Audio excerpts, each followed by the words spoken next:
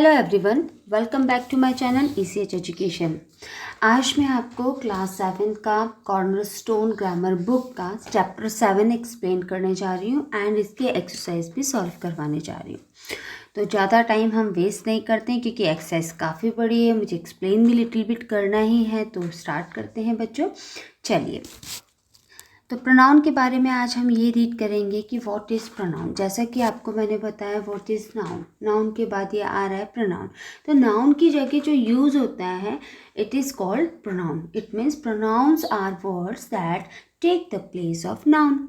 Example he she it. Okay, अभी मैं इसकी टेबल भी आपको बताने वाली हूँ। एक्चुअली में आपके जो प्रोनाउंस हैं वो कितने टाइप के रहते हैं? These are 9 type. First is personal, possessive, demonstrative, interrogative, reflexive, emphasizing, indefinite, distributive, relative।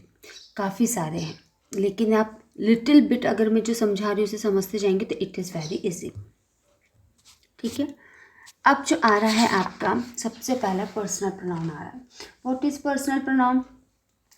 Pronouns that stand in place of people or things are called personal pronoun। ठीक है, अब इस पर्सनल प्रोनाउन की एक चीज़ है कि ये दो टाइप के रहते हैं, एक होता है सब्जेक्ट प्रोनाउन और एक होता है आपका ऑब्जेक्ट प्रोनाउन। इसी से रिलेटेड टेबल है जो आपको याद करनी है। तो आपका जो पर्सनल प्रोनाउन है वो आप बहुत अच्छे से क्लियर कर लेंगे। ठीक है, तो पर्सनल प्रोनाउन की एक एक्चुअल डेफिनेशन आपको समझ में आई और इसके टाइप समझ में आए, उस टाइप पे डिपेंड एक टेबल है जो आपको लर्न करनी है। If you will learn that table then you can solve so many things. Okay, चलिए अब हम टेबल पे आते हैं। What is the table?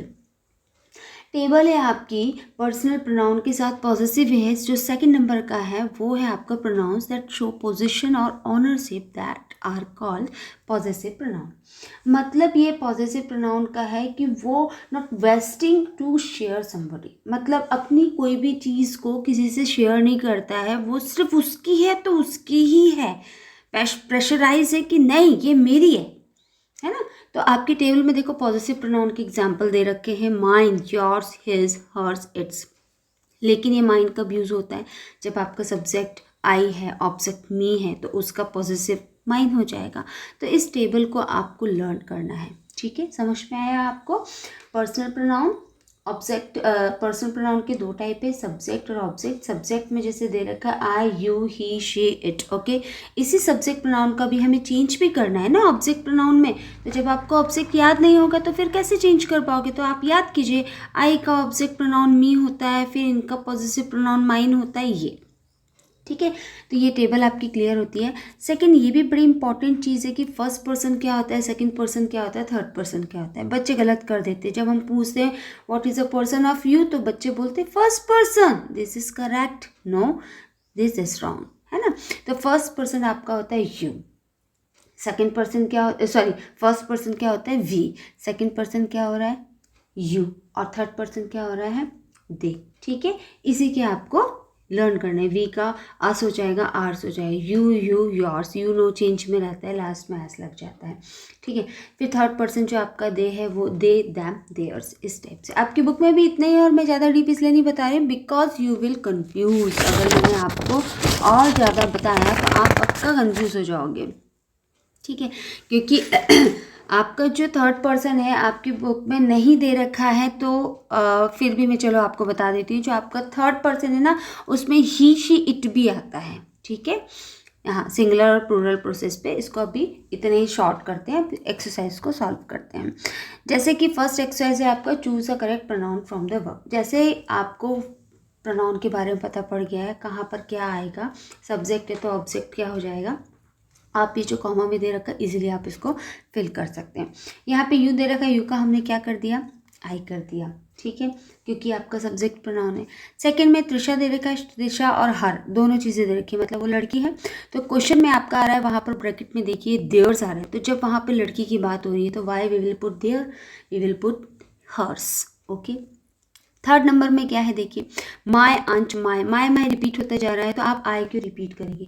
अगर आप आई रिपीट करते हैं तो देखिए ज़रा प्रोनाउंस करके कैसा बनता है, my aunt invited my sister and I to dinner. It is not correct, my aunt invited my sister and me to dinner, ऐसे होता है ना। चलिए फोर्थ नंबर को पढ़ते हैं। This watch is hers, this watch is hers. Okay, यहाँ पर हर्स आएगा, हर नहीं आएगा। Fifth number, nobody but dash can help us in this matter. ठीक है ना, तो नो बडी बट हर आ ही नहीं सकता, क्योंकि यहाँ आपको सब्जेक्ट डालना है ना। ये तो हर जो आपका है वो ऑब्जेक्ट प्रोनाउन है, तो ऑब्जेक्ट तो आपका है नहीं, ऑब्जेक्ट तो लास्ट में आएगा, मतलब दिस मैटर या फिर आफ्टर दैट, है ना। तो यहाँ पर क्या आ जाएगा, शी। सिक्स नंबर, यू ही। अब देखिए यू आ रहा है, ही आ रहा है, इट मीन्स यहाँ पर सब्जेक्ट प्रोनाउन है, तो आपको यहाँ पर फिर सब्जेक्ट प्रोनाउन डालना पड़ेगा। तो आप मी क्यों डालेंगे, मी तो ऑब्जेक्ट प्रोनाउन है ना, इसलिए आप यहाँ पर आई डालेंगे। 7 नंबर में आएगा दिस बुक इज आई। ये आपने कभी नहीं सुना होगा, ये डेमोन्स्ट्रेटिव में आ गया, दिस बोल रहा है ना, डेमोन्स्ट्रेटिव आ जाएगा, आगे पढ़ाऊंगी मैं आपको। तो यहाँ पर इसके साथ माइन आएगा। डू के साथ कभी भी ही नहीं आता, do he go, no, do के साथ ही आते नहीं, ही के साथ अगर लोगे आप तो डज आएगा वहाँ पर, तो ये कोई रिलेट ही नहीं कर रहा। अगर डू है तो आपको यू तो लिखना ही है। ठीक, 9 नंबर में पूरा नहीं पढ़ रही बेटा, एक्सरसाइज बहुत बड़ी है, आपको सिंपल मैं बता रही हूँ यहाँ ऐसा क्यों आया है। जो सबसे बड़ी समस्या रहती है बच्चों की, एक्सरसाइज तो हो जाती है, चीटिंग भी हो जाती है, बट बच्चे समझ नहीं पाते हैं कि अरे हमने तो यूट्यूब से देख के भर तो लिया, लेकिन ये आया क्यों, इसीलिए मैं आपको सिर्फ वो बता रही हूँ। ठीक है, फिर नेक्स्ट आपका our garden is much bigger than. देखो यहाँ हमारा गार्डन है ना, हमारा मतलब बहुत सारे लोग मिलते तब तो हमारा होता है ना, 3-4 लोग मिलके, तो हमारा गार्डन, हमारा स्कूल, मेरा थोड़ी है। जब यहाँ वो हमारा आ रहा है, मतलब आर गार्डन आ रहा है, तो देयर क्यों आएगा, उसमें भी बहुत सारा आ जाएगा ना, प्लूरल्स आ जाएगा, सिंगुलर नहीं है, ये प्लूरल है, इसलिए यहाँ पे देयर्स आएगा। अब नेक्स्ट है दिस हाउस इज, या फिर डेमोन्स्ट्रेटिव है, डेमोन्स्ट्रेटिव जहाँ आ रहा है वहाँ पे आपको पॉजिटिव प्रोनाउन को यूज़ करना है, इसलिए वहाँ पर माइन आएगा। फिर नेक्स्ट आपका आता है, ये देखिए डेमोन्स्ट्रेटिव, जिसके बारे में बोल रही थी, what is the demonstrative pronoun. तो डेमोन्स्ट्रेटिव जो प्रोनाउन रहता है वो क्या करता है, किसी चीज़ पे प्रेशर करता है। प्रेशर मतलब वो उसकी चीज़ है, इस टाइप से, जैसे कि इसमें दे रखा है pronouns that are use to point to noun, मतलब नाउन को पॉइंट आउट करता है कि वो मेरा ही है या फिर वो उसके बारे में बात कर रहा है, उसको बोलते हैं डेमोन्स्ट्रेटिव। से दिस दैट दीज दोस, इसको डेमोन्स्ट्रेटिव बोलते हैं। इसको लर्न कर लीजिए, रट लीजिए कि सिर्फ ये 4 ही हैं, एक्सेप्शनल 1-2 आ जाते हैं, वो बाद में देखी जाएगी, लेकिन आप ये 4 याद कर लो, these all 4 demonstrative pronouns. Okay, ये क्या करता है, नाउन को पॉइंट आउट कर देता है। ठीक, अब इसको हम करते हैं, जैसे कि both the toys are nice but this one is better than that, तो दिस है, दैट आ गया। फिर the streets in old Delhi, अब ये देखो स्ट्रीट्स इन ओल्ड दिल्ली को किससे कंपेराइज कर रहा है, ये न्यू दिल्ली से कर रहा है, तो फिर ये क्या दोनों का कंपैरिजन हुआ, मतलब यहाँ पर आपका ना तो दैट आ सकता है ना दिस आ सकता है, यहाँ पे आएगा दोज। ठीक है, फिर my views are similar to dash. अब देखिए माई व्यूज़ आ रहा है ना, तो माई व्यूज़ के लिए दिस दैट या फिर आपका दोज दीज नहीं आएगा, यहाँ पर भी दोज ही आएगा, दोज ऑफ द मेंबर, मतलब उनके बारे में बात हो रही है। फिर नेक्स्ट है the climate of Mumbai, Mumbai के क्लाइमेट की बात आ रही है, तो आप सेंटेंस को फॉर्मेशन करने की कोशिश किया कीजिए कि यहाँ पर दैट के, कई जगह ऐसा होता है वहाँ रूल फॉलो नहीं होते हैं, या रूल फॉलो भी होते हैं तो समझ में नहीं आते हैं। When you will read the sentence then you will understand which type of word we will put here. So यहाँ पर दैट आएगा। नेक्स्ट है dash is a gift, that is a gift from a friend, not suitable for, है ना, this is a gift from a friend. ठीक है, 6 number पे भी इसी प्रकार से दिस के साथ दैट आ रहा है। 7 नंबर पे दोज ऑफ आर एनिमीज आ रहा है, देखो हमारे एनिमीज आ रहा है तो दोज ही आएगा ना, बहुत सारे हैं। और you take dash and I will take those, तो नेचुरल सी बात है, यहाँ पर दोज आ रहा है तो इसलिए हमने यहाँ पर दोज लगाया है। ठीक है, अब ये वाली चीज़ क्लियर होती है। फिर आपकी चीज़ आती है क्या, इंट्रोगेटिव। इंट्रोगेटिव का मतलब सब लोग जानते हैं कि क्वेश्चन की बात हो रही है तो वहाँ इंट्रोगेटिव आ रहा है, तो ये pronouns that are use to ask question, question पूछते हैं उसको इंट्रोगेटिव प्रोनाउन बोलते हैं। तो ये आ गया आपका व्हाट, विच, हु, हुम, हुज। ये व्हाट का यूज़ कहाँ हो रहा है, जब आप किसी से क्वेश्चन किसी चीज़ के बारे में पूछ रहे हो, जैसे किसी का नाम पूछ रहे हो, क्वेश्चन कर रहे हो, वहाँ। विच का यूज़ कहाँ आता है, विच का यूज़ किसी पर्टिकुलर चीज़ के बारे में पूछते हैं, किसी पर्टिकुलर इंसान के बारे में पूछते हैं, वो इंसान वो चीज़ चाहिए, विच इज़ योर कैमरा, ये लाइक दिस। हु, हुम, हुज, इनका यूज़ कब आता है, जब आप किसी बंदे को क्वेश्चन पूछ लेते हैं, हु आर यू, कौन हो तुम, है ना, या फिर हुज इज़ दिस बुक, किसकी बुक है ये, इस टाइप से। चलिए एक्सरसाइज सॉल्व करते हैं। ये एक्सरसाइज तो बहुत ईजी है, अगर आप पढ़ेंगे तो आ जाएगी। Of these pen is yours, तो यहाँ पर विच मैंने पुट किया है, आप वॉट और हुज को भी पुट करके देखिए। Whose of these pen is your, not correct. What is of what of those pen is yours, not is, it is not correct. We will put here which. उसी type से मैंने second number में what, third number में whose, fourth number में which और fifth number में who put किया है। ठीक है, आप एक बार रीड कीजिएगा इन सबको। 6 नंबर पे है which of these essays is the best, है ना। 7 number what do you want to buy, अब यहाँ which do you want to buy, it is correct, no, what do you want to buy. 8 number whom did you meet at the fair, 9 number who has drawn this and 10 number whom do you want to speak to। तो ये सारी चीज़ों को आपको read अच्छे से करना है। अब आपका नेक्स्ट कॉन्सेप्ट आता है सेल्फ, और सेल्फ का कॉन्सेप्ट जो कि रिलेटिव प्रोनाउन आता है, और आपका एम्फेसिसिंग प्रोनाउंस भी इसी के अंदर आता है। जैसे कि यहाँ दे रखा है the highlighted word are used when the subject and the object of a sentence refer to the same person or thing, they are called reflexive pronoun। जहाँ पर SELF या सेल्फ, सिंगुलर, प्लूरल, ये सारी चीज़ें आती है प्रोनाउन के साथ में, तो वो हो जाता है आपका रिफ्लेक्सिव प्रोनाउन। ठीक है ना, जैसे माई सेल्फ हो गया, हिम सेल्फ हो गया, ये सब। नेक्स्ट चीज़ आती है pronouns that are use for emphasis are called emphasising pronoun. Emphasis pronoun क्यों इसे कहा जाता है, क्योंकि एम्फेसिस का मतलब होता है किसी चीज़ पर हमको विशेष जोर देना, मतलब एक बोला नहीं यही चीज़ है, मतलब किसी भी चीज़ पे एक बहुत प्रेशर डालना है, that is called emphasis pronoun हो जाता है। ठीक है, तो अब इसके अंदर क्या हिमसेल्फ आ गया, और हर सेल्फ भी आता है, इस टाइप से ये सब हो जाता है। लेकिन क्या होता है, हिमसेल्फ दोनों में आ रहा है ना, अगर आप दोनों में से डाल रहे हैं तो गलत भी नहीं होगा, चाहे आप एम्फेसिसिंग डाल दीजिए, चाहे आप रिफ्लेक्सिव डाल दीजिए। ठीक है, इसका थोड़ा सा एक ये रूल और होता है कि सब सेंटेंस जब आता है तो हर सेल्फ है, माई सेल्फ है, हिम सेल्फ है, ये सब चीज़ें यदि आ रही हैं तो आप दोनों में से कुछ भी डालेंगे तो करेक्ट होगा, ऐसा नहीं होता। इसका एक रूल ये है कि यदि आपका her self, my self, him self, ये सारी चीज़ें यदि आपकी सब्जेक्ट के साथ जुड़ के आ रही हैं, मतलब सब्जेक्ट के बाद आ रही हैं, तो वो आपका हो जाएगा एम्फेथेटिक। ठीक है, एम्फेथेटिक हो गया। और ये जो हर सेल्फ, हिम सेल्फ है, आर सेल्फ है, ये यदि आपके ऑब्जेक्ट के साथ आ रही हैं, है ना, तो वो होगा आपका रिफ्लेक्टिव। ये है इसका इतना सा अंतर। ठीक है, चलिए एक्सरसाइज करते हैं। तो सबसे पहले हो गया शी हर सेल्फ, शी के साथ हर सेल्फ है, मतलब सब्जेक्ट के साथ है, इसलिए होगा एम्फेथेटिक, इम्फेटिक। ठीक है, फिर ये सब्जेक्ट के साथ है, इम्फेथेटिक हो जाएगा। नेक्स्ट फिर है आई माई सेल्फ, तो वो भी आपका इम्फेक्टिक हो जाएगा। थर्ड नंबर पे देखो हिमसेल्फ सब्जेक्ट के बाद नहीं है, वो बिल्कुल ऑब्जेक्ट के जस्ट पहले है, मतलब बड़ी दूर है, आपका सब्जेक्ट से दूरी बहुत ज़्यादा है ना, तो समझ जाओ कि वो आपका क्या हो जाएगा, रिफ्लेक्सिव हो जाएगा। अब फोर्थ नंबर पे फिर आप देख लीजिए शी के जस्ट बाद, सब्जेक्ट के जस्ट बाद हर सेल्फ है, इसलिए ये हो जाएगा एम्फेटिक। ठीक है, फिफ्थ नंबर को देखते हैं। फिफ्थ नंबर में भी वही कॉन्सेप्ट है, बड़ी दूरी है इसकी, तो जहाँ दूर हो गया उसको रिफ्लेक्सिव कर दीजिए, जो पास हो गया उसको एम्फेटिक कर दीजिए। ठीक है, तो मैंने इस हिसाब से दे रखा है। 6 नंबर मेरा थोड़ा सा दूर है, तो मैंने उसको क्या कर दिया, RE कर दिया है। फिर ये देमसेल्फ भी दूर है, RE, फिर देमसेल्फ दूर है, फिर RE। लेकिन 9 नंबर का जो देमसेल्फ है वो बड़ा पास में है, सब्जेक्ट के बिल्कुल पड़ोस में है, तो वही EM कर दिया, मतलब मेरा एम्फेटिक हो गया।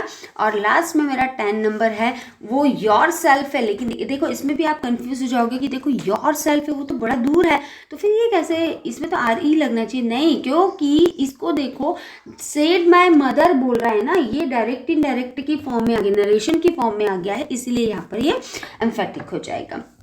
ठीक है, अब आपका नेक्स्ट जो आता है somebody, one, nobody, few, one, ये सब चीज़ें क्या है, मतलब इनडेफिनिट प्रोनाउन है। इनडेफिनिट प्रोनाउन क्या होता है, जो क्लियर नहीं रहते हैं उसको इनडेफिनिट प्रोनाउन कहते हैं।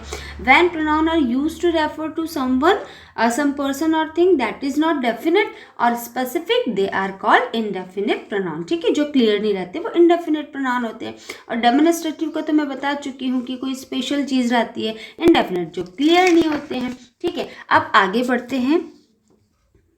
हाँ, डिस्ट्रीब्यूटिव प्रोनाउन पे आते हैं। डिस्ट्रीब्यूटिव प्रोनाउन क्या है, each, either, neither, these are called distributive. When a pronoun refer to people or thing, one at a time, they are called distributive. एक ही टाइम पे people और things को रेफर कर रहे हैं किसी चीज़ को, तो वो आ जाता है डिस्ट्रीब्यूटिव प्रोनाउन हो जाता है। तो आप समझ गए होंगे बहुत अच्छे से कि इनडेफिनेट, नॉट क्लियर, जो डिस्ट्रीब्यूटिव रहता है वो क्या रहता है, वन टाइम के लिए रेफर किया जाता है प्रोनाउन को। तो इनमें आपको नेक्स्ट एक्सरसाइज है उसमें वही करना है, आपको जो बॉक्स में दे रखा है उसको तो फिल करना है उस प्रोनाउन को, लेकिन उसका टाइप भी बताना है कि वो डेफिनेट है या इनडेफिनेट है या फिर डिस्ट्रीब्यूटिव है। तो डिस्ट्रीब्यूटिव और इनडेफिनेट आप समझ चुके हैं, उसके अकॉर्डिंग आप इसको क्लियर भर लेंगे। ठीक है, समझ ये इसको याद भी कर लीजिए, कहीं पे लिख भी लीजिए कि आपके जो इनडेफिनेट प्रोनाउन है वो कौन से हैं। Someone, nobody, everybody, anybody, one, few, these are called indefinite. और डिस्ट्रीब्यूटिव कौन कौन से हैं आपके, नीदर, ईच आएगा और नॉर्मल ईच भी है, मतलब ईच आएगा और आपका इधर भी आएगा। ठीक है, तो ये सब चीज़ें यदि आपने याद कर ली, एक साइड में लिख ली, तो इस एक्सरसाइज को बहुत ही अच्छे से सॉल्व कर सकते हैं। ठीक है, नेक्स्ट आपका आता है नेक्स्ट आपका आ रहा है रिलेटिव प्रोनाउन। रिलेटिव प्रोनाउन मतलब क्या है, relate a noun to a group of a word that follow who, whom, whose, which, that, these are called relative pronoun. Which join two sentence, मतलब ये जो कहते हैं ना बीच में कंपाउंड बना दे, बीच में आपका आ जाता है, कंजक्शन के रूप में यूज हो जाता है ये। these are called relative pronoun। इसको स्टार्टिंग में नहीं, इसको बीच में ले रहे हैं, ये भले क्वेश्चन वाली चीज़ है लेकिन इसको कभी हम कनेक्ट करते हैं ना कंजक्शन के रूप में, उसके रूप में हो रहा है। तो इसी के अकॉर्डिंग एक्सरसाइज है, यहाँ पर मैंने उसको सॉल्व कर रखा है। फर्स्ट मैं आपको रीड करके, फर्स्ट तो आपको ऑलरेडी रीड कंप्लीट है, मतलब it is done by book, और बुक के द्वारा हो चुका है। सेकंड है आपका, you gave me this book, it is a very good one. अब इसमें विच का यूज़ करना है और आपको एक सेंटेंस, करेक्ट सेंटेंस फॉर्मेशन बनाना है। तो आपका बनता है the book which you gave me is a very good one. Third number का मैंने बनाया है, we met the villagers whose houses were damaged in the floods. Fourth number का मैंने बनाया है, the deal which we were discussing yesterday has been finalised. Fifth, I want to test the cake that you baked yesterday. It मत लगाइए क्योंकि already हमने that लगा दिया। Six, my uncle who lives in Delhi arrived today. Okay, 7 number का है, I do not know the man who के बाद जो मैंने ही यहाँ पे कट नहीं किया ना, प्लीज बच्चों आप ही को कट कर दीजिए, who met with an accident। 8 number, she did not use the information which I gave her। ठीक है, फुल स्टॉप भी जरूर लगाइएगा। 9 नंबर पर है, my brother who has gone to America is a scientist। 10 number, where is the pen which I bought recently. It को काट दीजिएगा। ठीक है, अब उसी के साथ 6 नंबर जो जी नंबर है, fill in the blanks with suitable relative pronoun. अब आपको सुटेबल रिलेटिव प्रोनाउन को यहाँ पर पुट करना है। जैसा कि आप जान गए हो कि रिलेटिव प्रोनाउन कौन कौन सी है, who, which, that, whose, whom, these all और these all are relative pronoun. तो आप इसको यहाँ पे फिक्स कीजिएगा सेंटेंस को पढ़ने के बाद। जैसे कि फर्स्ट नंबर पे, he is a surgeon who operated on me too, this is the book, these the book which I bought yesterday। 3, do you remember the man who came yesterday? Question mark। 4, what have you done with the ring dash I gave you that। Okay, तो इस तरीके से आपको ये पूरी exercise solve करनी है। मैंने इसे सॉल्व कर दिया है, आप इसको अच्छे से पढ़िए, समझिए और कीजिए, इसकी चीटिंग बस मत कीजिएगा। ठीक है, तो मैंने इसके रूल्स को बता दिया है और कौन कौन से आपके रिलेटिव प्रोनाउन से। तो जब आपको रिलेटिव प्रोनाउन याद हो जाएंगे, क्योंकि इसमें एक चीज़ दे रखी है कि ब्रैकेट में यहाँ पर नहीं बोला गया है कि आपको हु और विच में से यहाँ कौन सा पुट करना है। आपको अपना दिमाग लगाना है, रिलेटिव प्रोनाउन को सेंटेंस पढ़ के सही फॉर्मेशन करके उसे पुट करना है। फिर एच नंबर का आपका आ रहा है, in the sentences below identify the incorrect pronoun and replace them with the correct one. जैसा कि आपको प्रोनाउन के बारे में पता पड़ गया है, किसके साथ कौन सा प्रोनाउन आ रहा है, सब्जेक्ट कौन सा है, तो ऑब्जेक्ट क्या होगा, पोजेसिव प्रोनाउन क्या होगा। If you will learn the table then you can solve these exercise also. First number की my sister took a picture of him and myself. सबसे पहले आपको इसमें से गलती निकालनी है और फिर वहाँ पर आपको प्रोनाउन को फिट करना है। जब यहाँ पर माई सिस्टर दे रखा है, मतलब यहाँ पर क्या है, यहाँ पर लड़की है, माई सिस्टर मतलब शी से डिनोट हो रहा है ना, तो यहाँ पे हिम क्यों दे रखा है। देखिए सबसे बड़ी गलती हिम होगी, तो हिम को काटिए आप, क्योंकि ये तो लड़कों के लिए यूज़ होता है। अगर यहाँ पर माई ब्रदर होता तो हिम करेक्ट होता, तो आप हिम को काटिए, तो माई सिस्टर है उसको आप हर से डिनोट कर दीजिए। 2 नंबर का दोज इज द बॉय। देखो दोज इज द बॉय हो गया, दोज के तो बॉयज आना चाहिए था, है ना, इसलिए यहाँ पे दोज को काटो, दीज लगाओ क्योंकि एक ही है। 3 नंबर है आपका, यस 3 नंबर है yours is much better, sorry your is much better than mine. अरे जितनी भी चीज़ें हैं यहाँ पर माइन दे रखा है और योर दे रखा है, तो देखो माइन जब दे रखा है तो वो पॉजिटिव प्रोनाउन है, तो जब पॉजिटिव प्रोनाउन यहाँ पर है तो योर क्यों दे रखा है, क्योंकि योर तो सब्जेक्ट ऑब्जेक्ट दोनों में, यहाँ तो सब्जेक्ट प्रोनाउन है, तो काटिए उसको भी पॉजिटिव बनाइए, योर्स कर दीजिए। Who of the girls is tallest, अरे हु तो आते नहीं, विच ऑफ द, कौन सी पूछा है ना, सब में से गर्ल्स, बहुत सारी गर्ल्स में से कौन सी पूछा, तो यहाँ पर विच आएगा। उसी प्रकार से यहाँ पर please give me it to John और आई कट करके मी कर दीजिए। इसी प्रकार से सारी एक्सरसाइज कंप्लीट होगी, 10 तक मैंने कंप्लीट कर दीजिए, आप इसको एक बार देख लीजिएगा। नेक्स्ट आपका आता है ये exercise, underline the pronoun in this sentence and state their kind. जब आपने पूरे प्रोनाउन पढ़ लिए तो आप उसके टाइप्स भी बता सकते हैं बहुत अच्छे से, ठीक है। जैसे कि फर्स्ट में है शी क्या है आपका पर्सनल प्रोनाउन है। सेकंड नंबर है दे क्या है आपका, these are also personal pronoun. Third number पे आई भी पर्सनल है। फोर्थ नंबर पे यू भी पर्सनल। मतलब आपको पहले तो प्रोनाउन फाइंड आउट करना है, फिर आपको बताना है कि वो पर्सनल है, डिस्ट्रीब्यूटिव है, एम्फेथेटिक है या फिर रिफ्लेक्टिव है, डेमोन्स्ट्रेटिव है, इंडेफिनिटिव, ये सारी चीज़ें बतानी है। तो ये आपका 4 तक तो बड़ा इजी पड़ गया आपको। 5th नंबर पे आता है आपको यू योर सेल्फ। देखो यहीं आप यू देखो क्या होगा, पर्सनल हो गया, लेकिन जो योर सेल्फ है वो एम्फेथेटिक है, ठीक है। तो ये हो गया। अब आपका 6 नंबर पे नीदर, मैंने अभी बताया था कि आपको जो डिस्ट्रीब्यूटिव प्रोनाउन होता है वो ईदर, नीदर, ईच, ये डिस्ट्रीब्यूटिव होता है, तो नीदर आ गया डिस्ट्रीब्यूटिव हो गया, अस आ गया पर्सनल हो गया, मी आ गया वो भी पर्सनल हो गया। 8 नंबर पे देम सेल्फ है वो रिफ्लेक्सिव हो गया, ठीक है। मैंने बताया था ना जो आपका सब्जेक्ट के पड़ोस में है वो तो एम्फेथेटिक हो जाएगा, लेकिन जो सब्जेक्ट के जस्ट बहुत दूर में सेल्फ लग रहा है वो रिफ्लेक्सिव प्रोनाउन हो जाएगा। दीज दैट दोज, ये डेमोन्स्ट्रेटिव है, तो आपका 9 नंबर का डेमोन्स्ट्रेटिव हो गया। हु हुज हुम रिलेटिव होता है, इसलिए यहाँ पर ये रिलेटिव हो गया। 10 नंबर पे आई आपका पर्सनल हो जाता है, विच रिलेटिव, यू पर्सनल और मी भी पर्सनल हो जाता है। 11 नंबर पे समवन है, तो समवन को मैंने आपको बताया था क्या है समवन, बताइए। समवन आपका इनडेफिनिट है ना, समवन आपका इनडेफिनिट प्रोनाउन हो गया। फिर उसके बाद आता है 12 नंबर पे you personal, your self, reflexive और इनडेफिनिट एनीथिंग हो जाता है। उसी प्रकार से ये एक्सरसाइज खत्म होती है। नीचे चैलेंजेस आ रहे हैं आपके, fill in the blanks with appropriate pronoun from the box. जब आप प्रोनाउन को अच्छे से समझ जाएंगे तो बिल्कुल आसानी से इसको कर सकते हैं। फर्स्ट नंबर पे है is the house where I live, this is the house where I live. Second, I myself will speak to him. Third, this house is ours, that one is theirs. जब ours आ रहा है तो आपको theirs करना है, वो आपका देखो पर्सन में first person, second person, third person, एक बार टेबल को देख लीजिएगा। 4 नंबर पे of this cards do you like, तो which of the whose of this थोड़ी आएगा, which of this cards do you like, मतलब इनमें से कौन सा कार्ड आपको पसंद है, ठीक है।